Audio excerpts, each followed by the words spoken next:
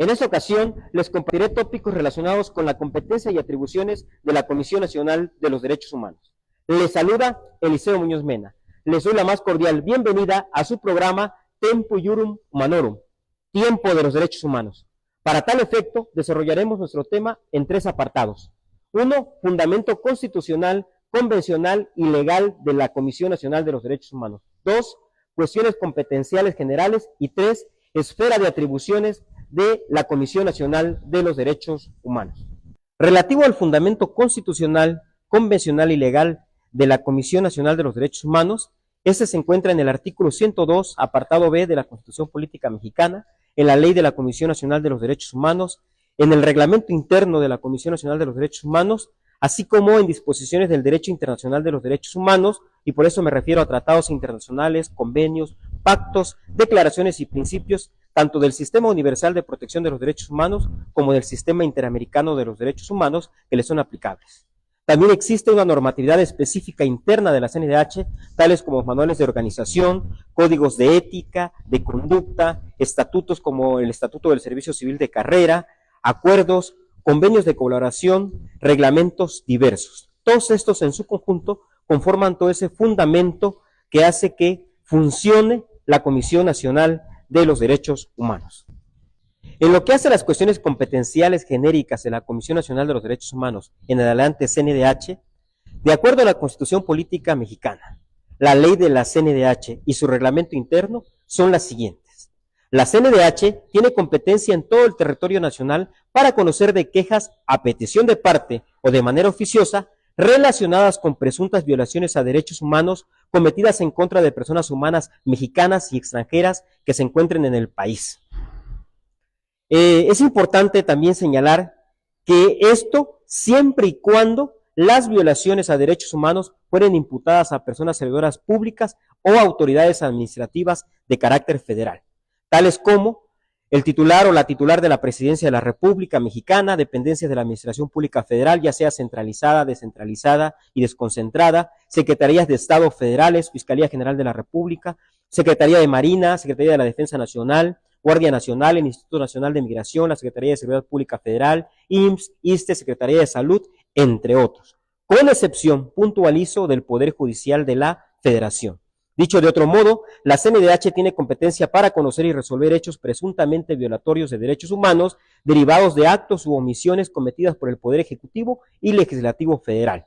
Al respecto, se prevén diversos supuestos competenciales. Veamos. 1. Cuando en un mismo hecho estuvieran involucradas autoridades o personas servidoras públicas de la Administración Pública Federal, de las entidades federativas, de la Ciudad de México, municipios o alcaldías, la competencia se surtirá en favor de la CNDH. 2. Tratándose de presuntas violaciones a derechos humanos, en las que los hechos se imputen exclusivamente a personas servidoras públicas o autoridades administrativas de las entidades federativas, de la Ciudad de México, municipios o alcaldías, la competencia le corresponde a las comisiones estatales de los derechos humanos de la entidad federativa en que se hayan suscitado los presuntos hechos violatorios, salvo que la CNDH ejerza o haga valer su facultad de atracción y en consecuencia sea quien conozca y resuelva el caso. Siguiente. Cuando en un mismo hecho estuvieran involucrados autoridades o personas servidoras públicas de 2 o más entidades federativas, la CNDH de manera oficiosa a solicitud del órgano local o de las personas quejosas deberá conocer de los asuntos ejerciendo precisamente su facultad de atracción.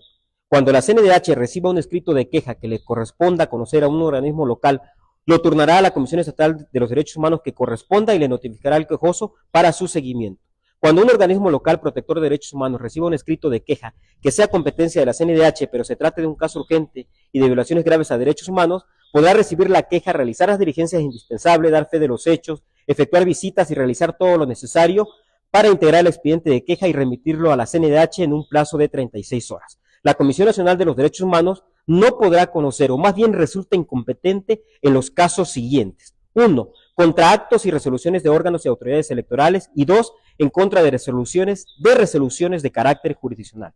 En ese tenor, la CNDH solo podrá admitir o conocer de quejas contra actos o omisiones de autoridades judiciales que no sean del Poder Judicial de la Federación, cuando dichos actos o omisiones sean de naturaleza administrativa. Bajo ningún motivo podrá examinar cuestiones jurisdiccionales de fondo. Cuando la CNDH reciba una queja por presuntas violaciones a derechos humanos cometidas por autoridades o personas servidoras públicas del Poder Judicial de la Federación, sin admitir la instancia, lo enviará a la Suprema Corte de Justicia de la Nación o al Consejo de la Judicatura Federal para su trámite. Si en un escrito de queja están involucradas personas servidoras públicas federales de la Administración Pública como del Poder Judicial de la Federación, se hará el desglose correspondiente. En relación con la esfera de competencias y atribuciones de la CNDH, aunado a lo anterior, de manera enunciativa pero no limitativa, haré mención de un catálogo de facultades en pro de la defensa y protección de los derechos humanos de este organismo nacional, dentro de las que destaca conocer y decidir en última instancia de los recursos de queja y de impugnación que se promuevan en contra de las recomendaciones, acuerdos u omisiones de las comisiones estatales de los derechos humanos, así como por las inconformidades que se presenten, por la no aceptación de sus recomendaciones por parte de las autoridades locales o municipales o por el deficiente cumplimiento de las mismas. Le corresponde también investigar hechos que constituyan violaciones graves a derechos humanos, así como decretar medidas cautelares o precautorias, es decir, solicitar a las autoridades gubernamentales competentes que lleven a cabo las medidas o acciones necesarias para evitar la consumación irreparable de las violaciones a derechos humanos denunciadas o evitar daños de imposible o difícil reparación.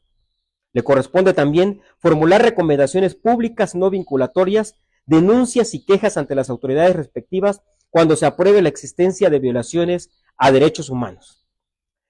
Son dos tipos de recomendaciones, estas pueden ser generales y particulares. Así también le compete impulsar la observancia de los derechos humanos en México, incluyendo el seguimiento, evaluación y monitoreo en materia de igualdad entre mujeres y hombres. Así también promover el estudio, la enseñanza y divulgación de los derechos humanos en el ámbito nacional e internacional. Proponer a las diversas autoridades del país que en el exclusivo ámbito de su competencia promuevan los cambios y modificaciones de disposiciones legislativas y reglamentarias, así como de las prácticas administrativas que a juicio de la CNDH redunden en una mejor protección de los derechos humanos en el país. Supervisar el respeto de los derechos humanos en el sistema penitenciario del país mediante la elaboración de un diagnóstico anual sobre la situación que guardan en los centros penitenciarios los derechos humanos. Así también, impulsar el cumplimiento de los tratados internacionales en materia de derechos humanos y proponer al Ejecutivo Federal la suscripción de tratados internacionales en materias de derechos humanos. No son todas estas sus facultades, sino más bien las más relevantes. Pues bien, muchas gracias por su atención. Si te gustó el contenido, no olvides dar like, compartir y dejar tus comentarios. Nos vemos en la próxima emisión de Tempus Iurum Manorum. Hasta la próxima.